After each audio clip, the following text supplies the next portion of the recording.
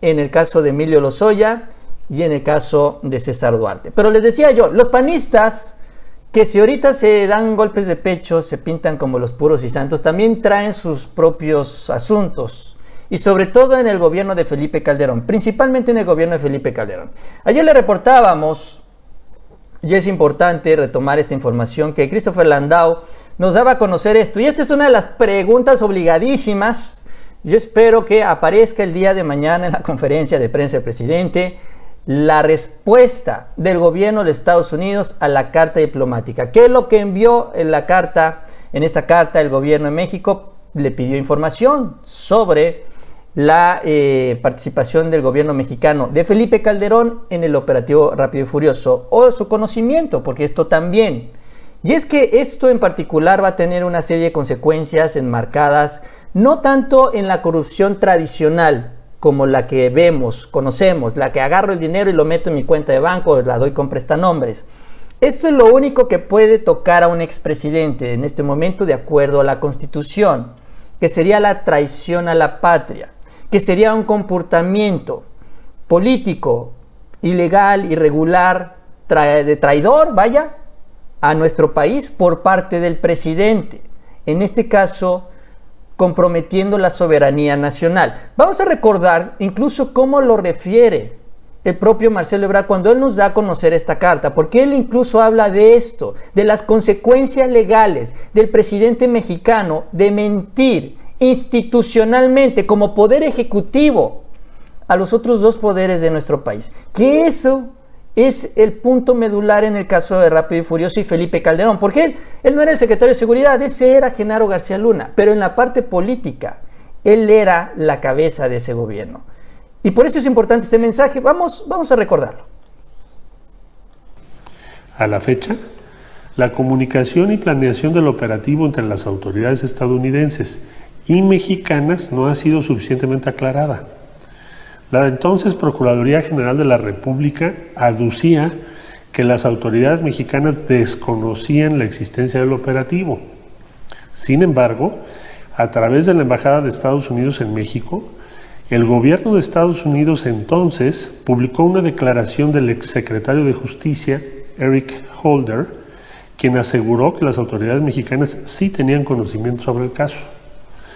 A mayor abundamiento, la identificación de la pertenencia de cada arma al operativo Rápido y Furioso en territorio mexicano solo pudo hacerse con la plena participación de las más altas autoridades de nuestro país, puesto que requirió un acucioso proceso de identificación, seguimiento y judicialización.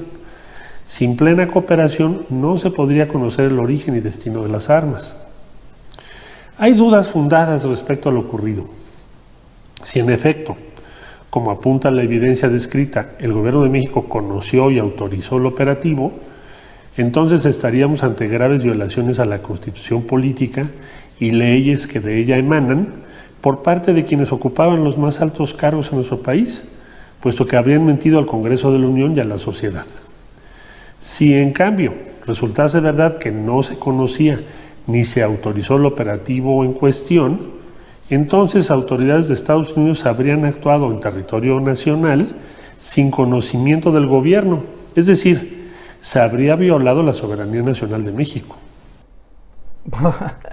Así nada más y nada menos, o sea, esto es lo que dice la carta. Ahí mismo se citan las consecuencias legales de cualquiera de estos dos escenarios. Si sabía y nos mintió a los ciudadanos, pero le mintió a las instituciones de este país, entonces esto va a tener su propia consecuencia legal.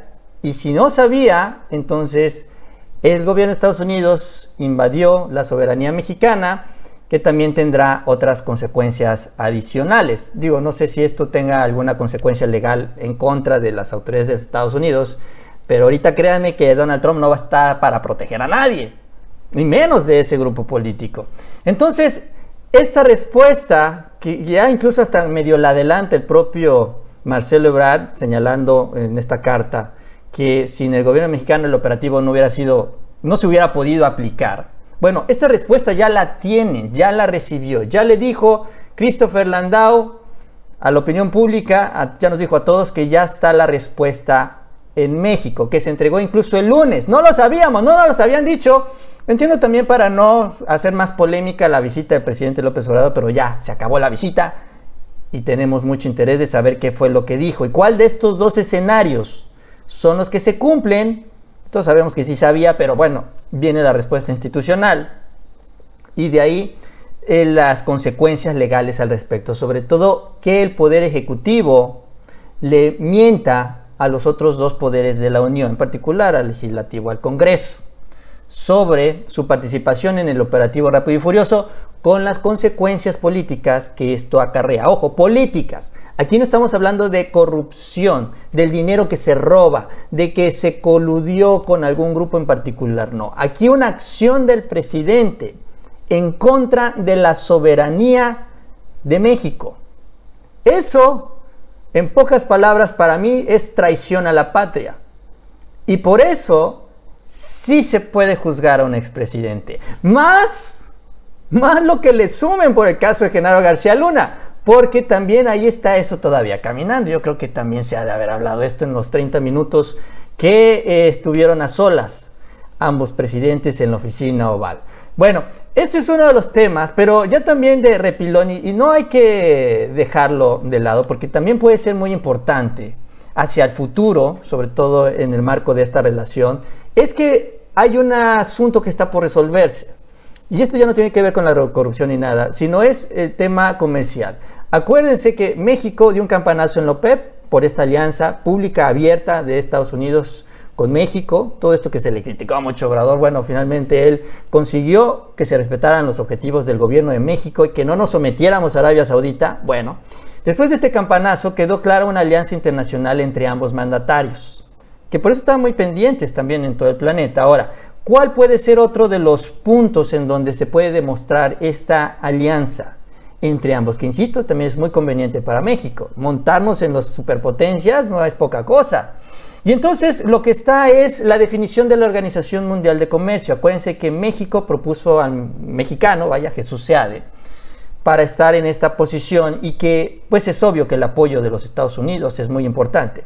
Aquí se tienen que conseguir 171 votos, 171 países para definir al nuevo presidente de la Organización Mundial de Comercio. Todos los votos valen uno, pero obviamente los más grandes, los que tienen influencias en los más pequeños, pueden convencer de inclinar hacia uno u otro lado la votación, ya sea Rusia, ya sea China, ya sea Europa, Alemania, Estados Unidos, por citar algunos.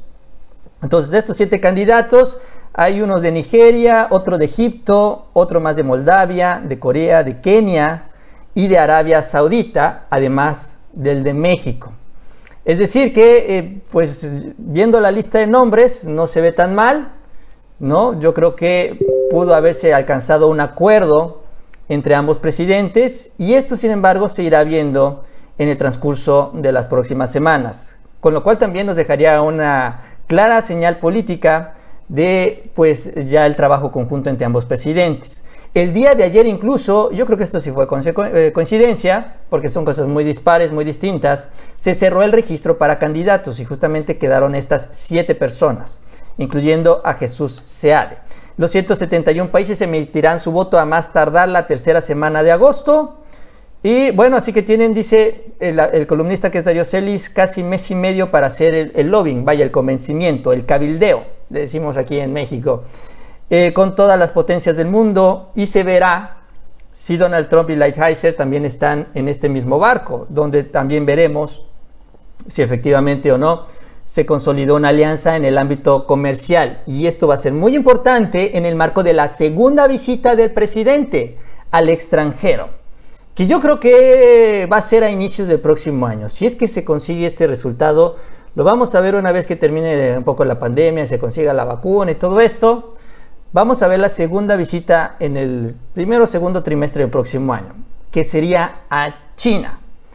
¿Por qué? Porque Jesús Seade es también un gran aliado de los chinos y entonces puede convertirse en este principal puente entre las dos potencias para pues distensar todo el asunto. Trump también sabe que si el pleito le ayuda en términos electorales, pero es más difícil sacar los resultados económicos. Entonces yo creo que puede haber ahí una buena dinámica donde México sea el interlocutor entre China y Estados Unidos y entonces ahora estaríamos hablando de la visita a China. El presidente Obrador ha dicho que el otro país que está dispuesto a visitar es justamente China.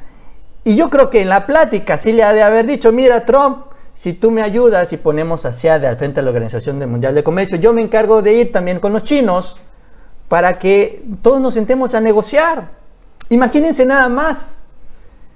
Ojalá, no sé si llega a suceder que en una reunión trinacional esté China, Estados Unidos y el presidente López Obrador. Pero si no está ahí en los hechos con 3 personas, sí estarían los equipos ya trabajando y resolviendo toda esta situación. Y ese sería también el papel importante de nuestro país, que además de ser este interlocutor, tener la buena relación con estas 2 superpotencias económicas, permite que entonces puedan darse la inversión de los 2 países. Acuérdense, Estados Unidos es muy celoso con estos temas hacia China.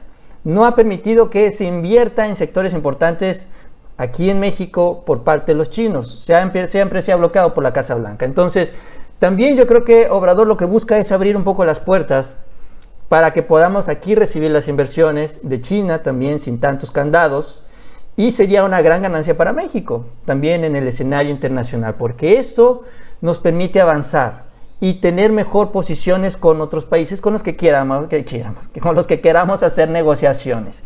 Entonces, aunque no sea tan escandaloso, aunque sea medio anticlimático esto de Jesús Seade, sí es muy importante en la estrategia internacional del presidente. Y por eso ha enviado estos mensajes abiertamente, porque él lo ha dicho, y tampoco del otro lado hemos escuchado a Trump que diga o critique, ay, bueno, ¿por qué va el presidente Obrador a China? O sea, tampoco se lo ha reclamado. Entonces todo indica que esto puede ser un buen proyecto y lo estaremos comprobando en las próximas semanas, que sería otro de los puntos que yo creo que sí se platicaron también en estos 30 minutos, los 30 minutos más importantes en la relación binacional en los últimos años entre ambos países, incluyendo el sexenio anterior, el sexenio de Enrique Peña Nieto, que lo trataron con la punta del pie porque no sabía ni siquiera hacerse respetar él como persona. Imagínense que respetaran a México. Pues no. Y eso es lo que vimos también durante el final del sexenio priista. Bueno, pues esos son